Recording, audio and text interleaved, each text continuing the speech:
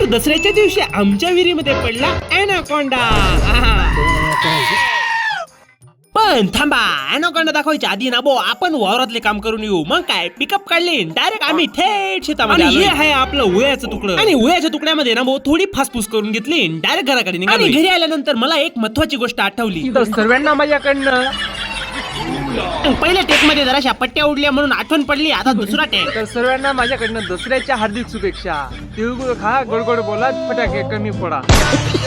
मग आता जशा होत्या तशा शुभेच्छा घेऊन घ्या आणि डायरेक्ट मग आपण ट्रॅक्टरवरती बसलोय. तुमचा भाऊ ट्रॅक्टरवर बसलाय. मग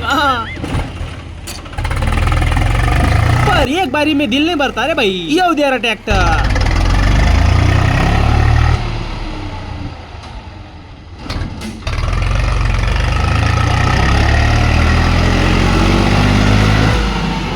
मग स्टंट तर मारले गेले, आता फक्त कामाला लटकावं लागेल. मग काय गप्पा फासफूस करून घेतली, सर्व गाड्या धुवून टाकल्या. तवशात आहे ना भाऊ, आपली वीर कडून आवाज यायला लागला. मला वाटलं काय झालं काय नाही. इकडे येऊन बघतोय तर इथं डायरेक्ट नागोबा. मग थोड्याच वेळात आहे ना भाऊ, तो त्याचा खाली पडून गेलाय.